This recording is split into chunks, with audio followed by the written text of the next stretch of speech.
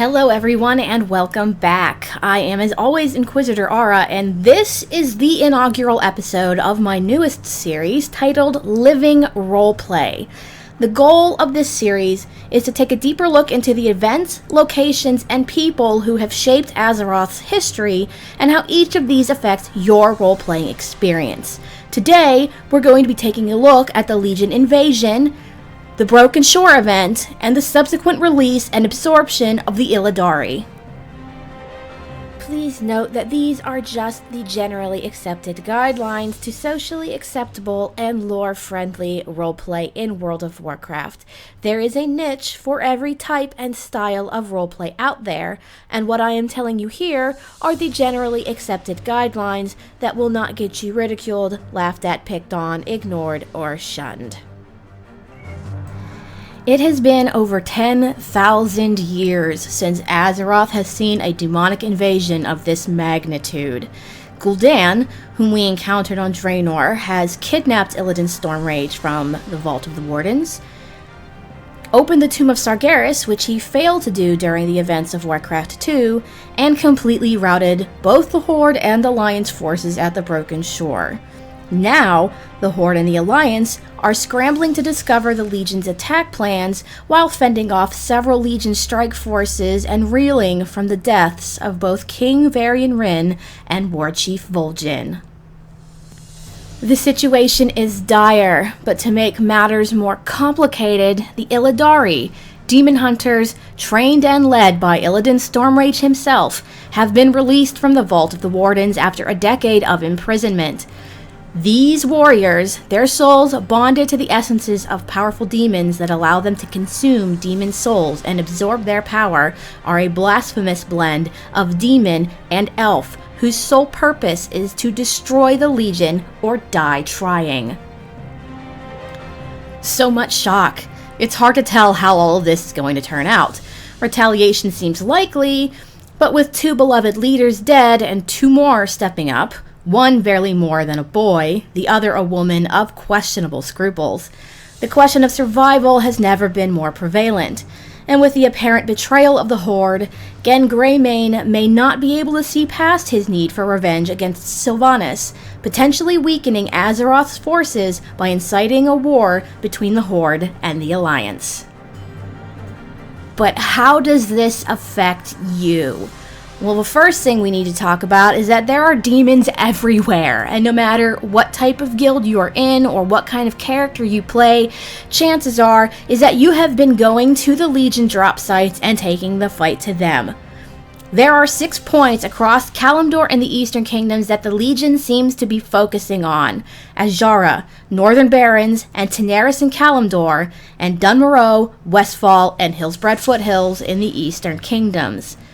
Now, while there could be many reasons that the demons have chosen these locations, it's likely because of their proximity to major Horde and Alliance cities.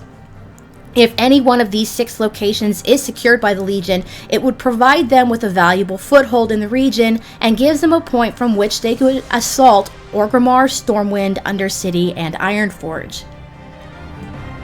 They are also likely randomly targeting any number of these areas to keep the Horde and the Alliance guessing where they might strike next, and to distract the combined forces of Azeroth, thus preventing them from discovering the Legion's true objective, whatever it may be, beyond the destruction of our world.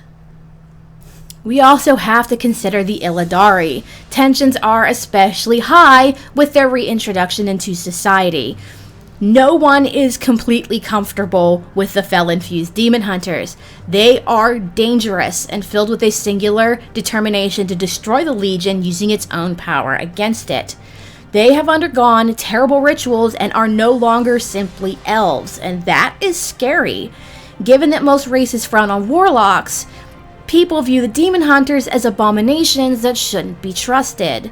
And yet you are being asked to by brand new and untested leadership. Their power and training are undeniable, but still, many consider the demon hunters nothing more than ticking time bombs. And of course, both the Horde and the Alliance is still reeling from the deaths of Varian Wrynn and Vol'jin. Love them or hate them, the leaders of the Horde and the Alliance both met their end at the massacre of the Broken Shore. Vol'jin stabbed through the gut by a fel-tainted weapon, and Varian at the hands of Gul'dan. This means new leadership on both sides in a time where everything is unstable. Anduin Wrynn is virtually untested, and some might be worried that he can't fill the wolf's shoes. And Sylvanas Windrunner, a woman who operates best from the shadows. When it comes to talking about Anduin, we have to remember that Anduin was technically the king of Stormwind from the start of Vanilla until his father's return. And while Bolvar Fordragon was technically the regent lord, Anduin was king, and his rule was marked by strife and conflict. He was a puppet of Fordragon, as well as Lady Katrana Prester, who was later revealed to be Onyxia. And Anduin, during the events of Mist of Pandaria, attempted to broker a peace between the Horde and the Alliance that nearly resulted in his death at the hands of Garrosh Hellscream. There are many who believe that the young king just doesn't have what it takes to lead the Alliance during a time of war. And the Dark Lady, she's not a woman who works in the light, and despite the fact that Vol'jin did not trust her, a sentiment shared by many amongst both the Horde and the Alliance, he named her war chief with his final breath. Sylvanas is notorious for her vengeance-seeking attitude and her utter disdain for almost every other war chief before her. She does not forget, and she does not forgive, and she is unused to leading from the front. Many people who survived the Lich King's war on Azeroth during Wrath of the Lich King remember well the nightmare that came to be known as the Wrathgate incident. Those same people have or had a difficult time believing that the Banshee Queen did not know that Grand Apothecary Putris, the Forsaken's chief apothecary at the time, had created an undead plague so virulent it would kill all living beings on Azeroth. This plague directly resulted in the deaths of hundreds of soldiers, both Horde and Alliance, at the Wrathgate, including High Overlord Sarfang's only son Dranosh and Bolvar Fordragon, who rose from the life-saving flames to become the Lich King. There is also the small matter of the sacking of Gilneas and the death of the Crown Prince, Liam Greymane.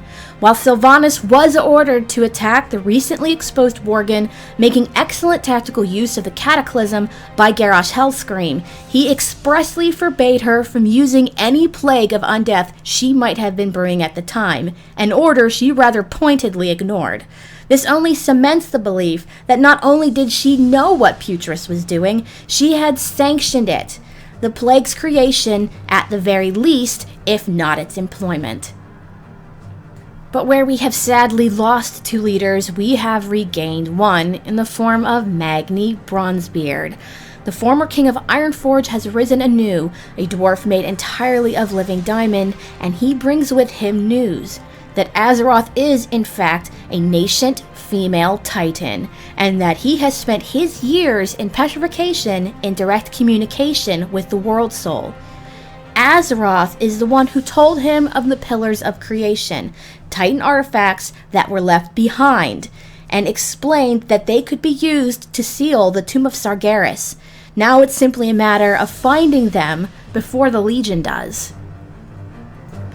The world is in absolute chaos, and it's only going to get worse before it gets better, and your roleplay should absolutely reflect that. The Legion has already cost us hundreds of lives and is driving a wedge between the Horde and the Alliance. Between the Legion strikes, the Illidari, and the recent revelations and changes in leadership, the people of Azeroth are reeling. We need to recover, arm up, and retaliate before it's too late. The Broken Isles await. It's time to show the Legion we will not sit back and let them run rampant. It's time to arm up with the greatest weapons ever forged on this world and show them that Azeroth will not go down without a fight.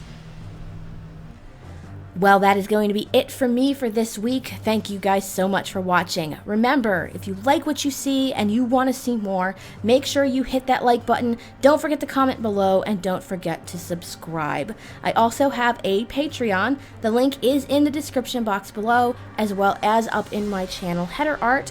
So if you want to help me improve my video quality, make sure you stop on by and donate. Remember, your donations go directly to things to improve the quality of my videos and may lead to more videos per week. Anyways, guys, thank you again so much for watching. Have a great week, have a great weekend, and I will see you again in Azeroth.